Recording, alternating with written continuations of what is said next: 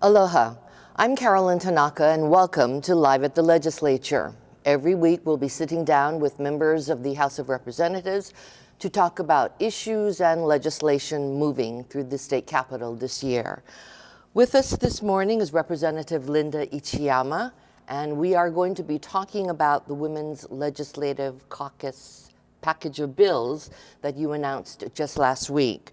I think we're looking at about 15 bills, and if we had to categorize them, we're looking at bills that focus on access to health care for women, bills that address violence against women, and also bills that look at economic opportunities for women. So Representative Ichiyama, why don't we start a bit, and there's 15 bills, we can't go through all of them. So in the healthcare area, there is a bill that talks about comprehensive coverage of reproductive health services for women. Can you explain it a little bit and tell us why we need it? Sure. Thank you very much for having me on this morning. So the bill would require that all health insurers cover all forms of reproductive healthcare services, from contraceptive services to supplies, including abortion. And why is it needed? At the federal level, there's been so much change in healthcare, whether Obamacare is going to be repealed, changing executive orders, and there's a lot of uncertainty. And in Hawaii, we wanted to make sure, as the first state to legalize abortion, that women always had the access that they need to reproductive health care. And so this bill ensures that by putting it into state law. Okay, that sounds good. What about in the area of violence against women? As we know, that has been in the news, sexual harassment, sexual assaults on women, and we will get into that hopefully more if we have time. But one of the bills that you are proposing this year involves the rape kit backlog. Can you tell us a little bit about that bill? So in 2016, the legislature passed a law to require an inventory of all kits because we didn't know how many rape kits we had.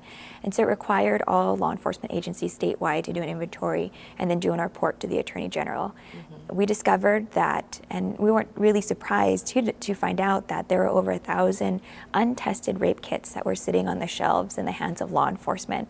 And this was particularly troubling because not only do each of these kits represent a victim, somebody who went through the process of having the kit collected, but also because these kits represent potential evidence that can solve unsolved crimes, exonerate the innocent, and eventually, ultimately, catch what we know to be serial rapists. And this particular bill, House Bill 2131, can you put it into context with that 2016 report? Why this bill this year? Sure, that's a great question.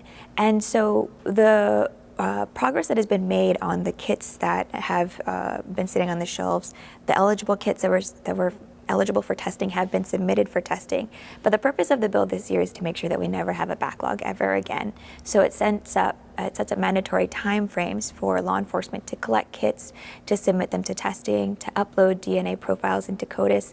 It also establishes a framework for a tracking system so that victims know what happened to their kid and where it's at. Because one of the biggest problems was that so many victims said, I participated, I did the right things, I went to law enforcement, but I never heard anything after that. And their frustration is something that we need to make sure never happens again as well. Okay. The other area that we're looking into are economic opportunities and equal opportunities for women.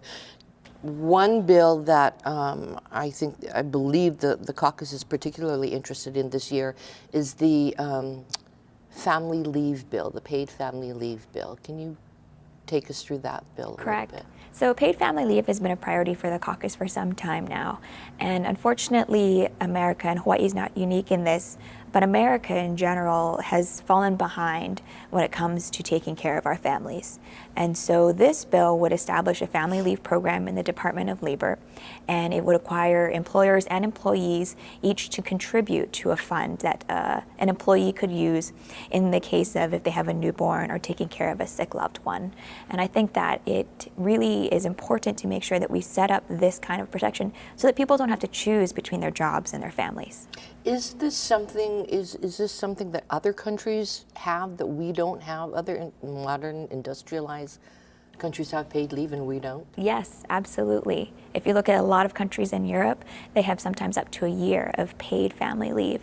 And we know that time, especially when you're having a young family, is so critical. And it's for mothers and for fathers. And so in Hawaii, at least, I think we need to take a look at this legislation so we can keep up with the rest of the world. We've got about, actually a little bit over 2 minutes to talk, and I wanted to get to this if we could. The legislative package for women obviously is very important. This has been, I don't know how to explain it, I don't want to say the year of the woman, but this has been, last year was watershed year for women's issues. It started out with the march, the Women's March on Washington. Over the summer, we had the sexual harassment complaints against Harvey Weinstein, which resulted in the hashtag #MeToo movement. We've got the scandal with the U.S. Women's gymnastic team. You are a professional woman. You are a legislator. You have a family. I have an intern named Shari Nishijima, who's a sophomore at UH, and she wants to know, beyond the hashtag #MeToo, the hashtag #NotEverAgain, what can we do? Where do we go from here? Where do we go beyond the hashtag movement, in your opinion? I think that's a really good question. I think that's something that a lot of people are asking themselves is this going to be the watershed? Is this going to be the moment that changes America and the lives of women everywhere? And I think the answer is it's up to us.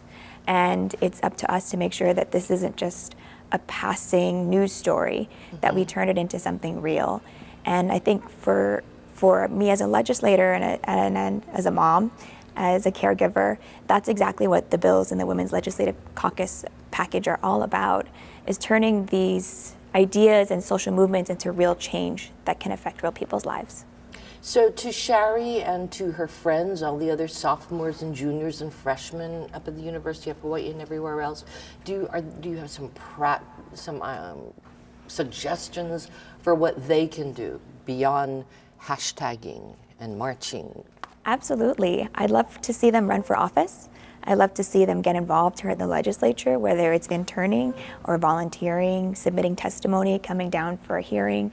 I think it's so important for women to get involved in the political process. For example, we only have 22 women out of 76 legislators. Well, we know that women make up more than half of the voters in the state. So I think there's a lot that they can do. Okay, well, all you women out there, you heard the rally and the call, so we expect you to all run for office in this coming election year. Thank you, Representative, for joining us, and thank you, everybody. We'll see you next week.